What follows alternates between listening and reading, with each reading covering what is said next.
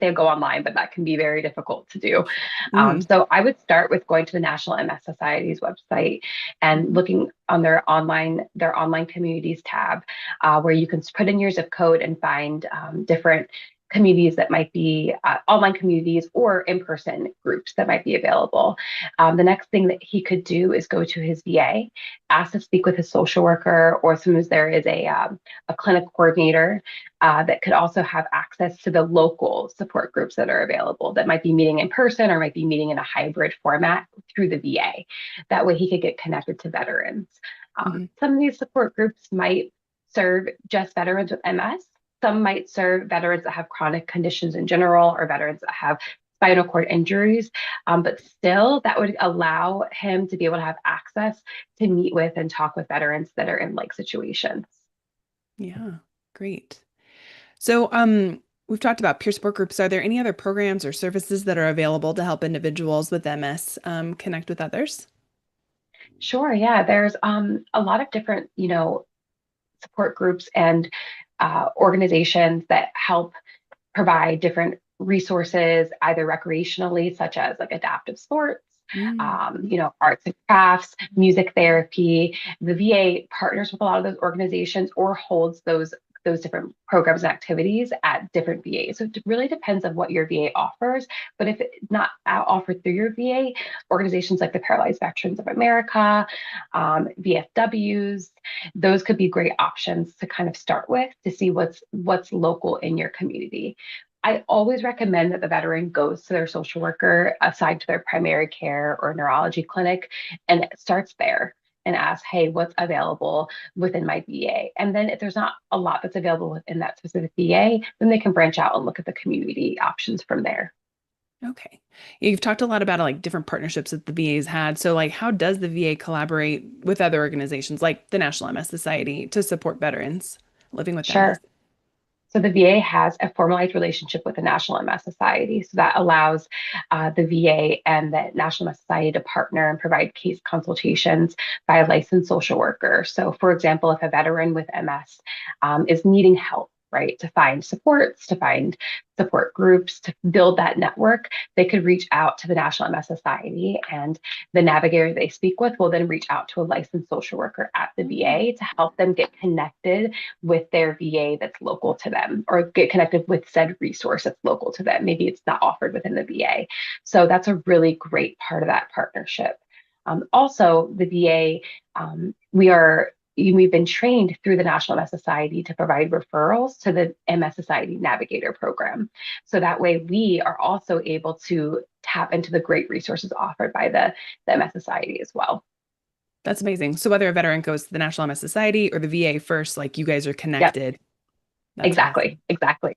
We've both been kind of trained and educated on how to use each other and to really make the best of that partnership so that veterans aren't being missed. Love it. All right. So living with MS can have a significant impact on mental health. And without good mental health, individuals may struggle with how to handle stress, relate well to others, or even take care of themselves, or even make good decisions. So, how can support networks have a positive impact on mental health? Sure. So, as we talked about so much already in this program, if you feel alone in something, that can increase isolation, increase depression, and increase other symptoms related to those things, right? So, just the simple fact of um, being able to tap into someone who's experiencing something similar to you or who's just very empathetic and that you're very comfortable with to talk to. Maybe it's not someone who has MS, but someone who is willing just to sit down and listen is Mm. so important. Help decrease that feeling of isolation and to help if you feel a sense of togetherness. So that's really, really important to know that you have people, to know that you have a village or just a person that's there for you. And again, as we said earlier, it's someone who gets it. So Mhm. whether that's another person with MS, another veteran with MS, or if that's someone like a trusted social worker, counselor, neighbor, church friend, that you just know that you can call and just say, hey, I'm having this kind of day. I need this help, or I just want to talk through it. That can really decrease that sense of isolation, that sense of I don't have anyone in my corner, or I'm needing this service and I don't know how to access it. So again, it's something that our veterans can sometimes struggle with because it can be difficult. So one, know that we need help, and two, ask for it. Or then if you feel like other people are busy or you feel like you're being a burden, that can also really Yeah. decrease the veteran's motivation to ask for help. So, starting with maybe one person could make a big difference and then help build confidence to build that network. Yeah. So the VA has like a variety of mental health resources that are accessible to veterans, their supporters, and the public. So can you share some of the mental health resources and programs that are available for veterans if they are not aware? Sure, absolutely. So the VA has a variety of general programs that are available to individuals with MS or other chronic illnesses, as well as, individuals who might just be struggling in general. So this is going to be the very basic programs like individual therapy. That's that normal one-on-one talk therapy. There's different whole health programs that really focus on art or recreation or music therapy that help you to kind of really engage and instead of just doing that normal talk therapy. So those are some of the basic offerings. Then there's also peer support specialists, groups. Again, groups are going to be varied based off of the VA, right? Not every VA might have the same group. It really depends on what that programming is like there. Mhm. And then other whole health things like adaptive sports, massage therapy, acupuncture. Those are other more holistic offerings that the VA is now pushing through their whole health initiative to help bring people in and to start engaging in general, right? And then, of course, I want every veteran to know about the Veterans Crisis Line, which you can dial 988. You can also now text and access a counselor who can help you through a crisis, and then help you get referred through your local VA for one-on-one mental health if you're interested. Amazing. So it really sounds like there's a lot of offerings, whatever they're looking for, whether it's like physical activity to mental health Hmm. and emotional health. So it sounds like you really take care of them as a whole person, which Yes, is really great. yes. Amazing. I love this question because I think often we think of the veteran living with MS, but then we also have to think of their caregivers or their care partners. And so Sure. Rashida, she's the caregiver for her father, a veteran who lives with MS, and she's wondering what type of support services are available for caregivers through the VA. Yes, we can't forget about caregivers.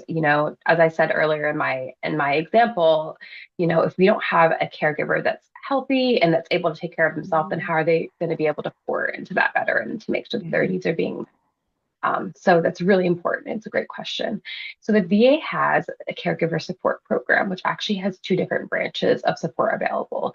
There's one program that's available to veterans that have a high service connection, where they could apply for and actually get a financial stipend to help facilitate the care of the veteran, which is really great and allows for more of that logistical piece of help.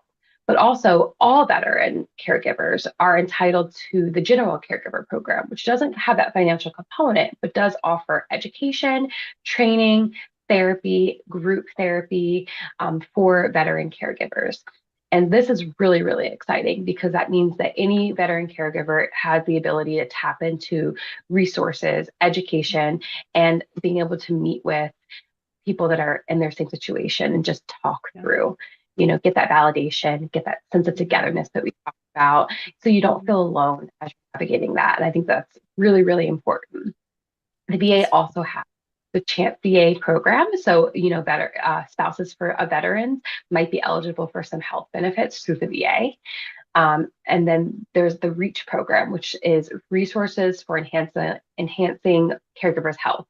And that's a really great program that also provides more direct training and education based off of the veteran's illness.